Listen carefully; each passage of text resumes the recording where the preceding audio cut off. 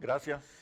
Volvemos al análisis situacional sobre la jornada electoral de hoy, 10 de diciembre. Eh, Se anuncia, por lo menos de parte del PSUV, se anuncia una participación electoral importante cuando está a punto de culminar esta jornada. Bienvenido, Pedro. Un gusto estar contigo, Oscar. Pedro Brigger, sociólogo, periodista, director del portal Nodal. Nodal.am, efectivamente. AM. Es la primera vez que hay un portal dedicado exclusivamente a la información de América Latina y del Caribe. ¿Estás desde el jueves aquí? Estoy desde el jueves. ¿Has cubierto las elecciones para la constituyente, las pasadas elecciones regionales? ¿Qué estás observando? ¿Qué observaste hoy? Bueno, a ver, en primer lugar, yo he estado en muchísimas elecciones en América, en Europa, en Asia, en África, y tengo una vasta experiencia de estar invitado y observar elecciones. Y siempre es interesante ver cómo se sitúa la población frente a un proceso electoral y cómo se sitúa el gobierno. En Venezuela hay una particularidad. Este año ya se realizaron 4 elecciones, si uno toma también la consulta que organizó la oposición. Más allá de que no fuera vinculante, fue un proceso electoral. Claro. Hubo mucha gente que salió a votar. Esto desgasta a la población. Yo escuchaba en la entrevista anterior y está claro que las elecciones municipales no tienen el mismo peso prácticamente en ningún lugar que una elección presidencial. Más si se hace en el mismo año y más si hace 2 meses tuvieron las elecciones a gobernador. Aunque Venezuela es un poco atípica con respecto a otras experiencias electorales. Aquí el venezolano aprendió a votar, a decidir a través del voto. Sí, sí, es verdad. De hecho, esto una cultura electoral y política, por supuesto, sí, bien significativa. Es verdad, pero también es desgastante cuando tenés sí, 4 o 3 procesos electorales en el año y cada 2 meses. ¿Qué observaste? Más cuando las municipales, como ustedes venían hablando también, hay países como Chile, donde en las últimas municipales participó el 35% de la población. Aquí podríamos estar hablando de más del 40%, que sería una cifra promedio respetable en la historia del para proceso unas municipales, tomando en cuenta que un sector de la oposición decidió no participar, no presentar candidatos. ¿Qué observé? A la mañana en muchos centros de votación que yo visité, poca gente, mucho orden, mucha tranquilidad al momento de votar, muy bien organizado en las escuelas. Es una característica. Hay países donde en una misma escuela hay 20 aulas donde se vota. Acá por lo general en una escuela hay 2 aulas, 4 aulas, 6 aulas, 10 aulas en los colegios más grandes. Pero por lo general son pocas las mesas para votar. El voto es rápido, sí. El voto, claro, por eso es muy rápido. El sistema no automatizado es muy rápido. Colas, sí. Hay veces que yo he visto colas, también en Venezuela, y quejas de la gente.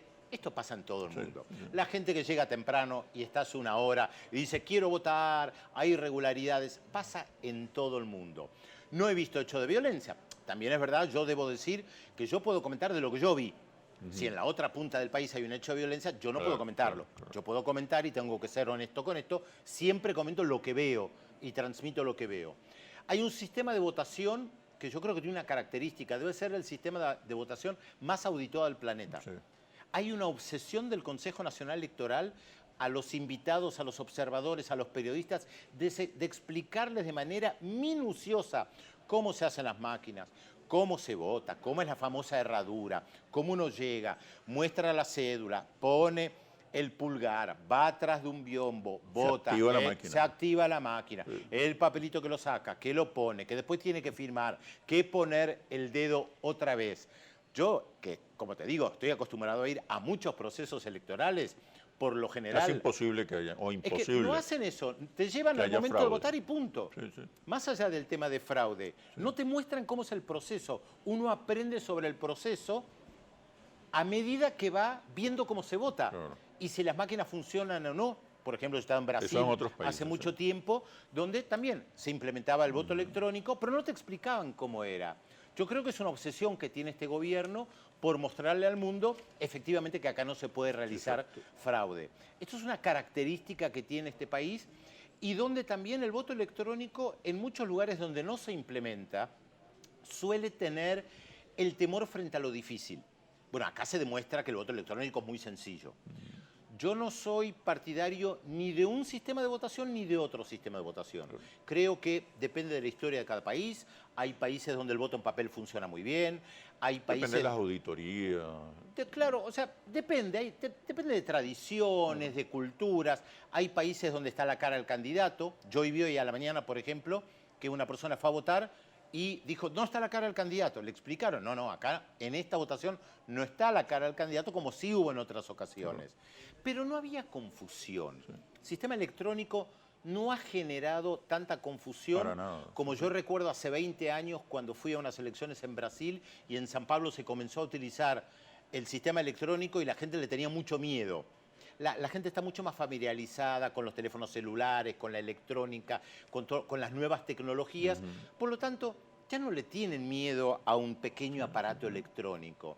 Creo que esto es algo bastante positivo desde lo que es el sistema electoral. Ahora, así que estas son algunas impresiones que tengo. Más allá del proceso para la realización del voto, tu análisis político de la jornada de hoy y de las anteriores a las que has asistido.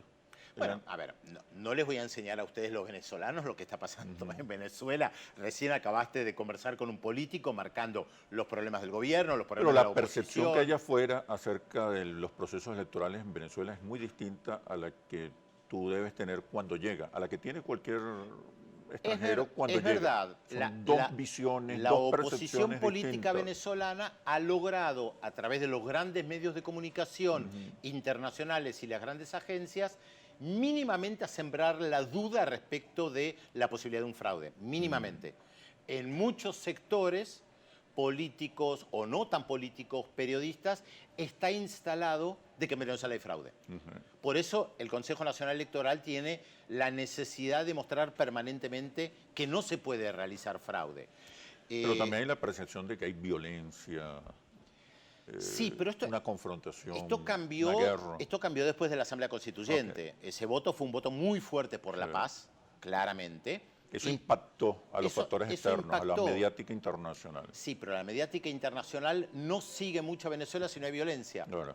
Esto es la perversión de los medios de comunicación. Los que estamos acá en medios de comunicación, a veces lo compartimos con los que nos están mirando y les tenemos que decir, lamentablemente, si nosotros no mostramos imágenes violentas, el que nos está mirando al otro lado cambia de canal porque busca las imágenes de violencia.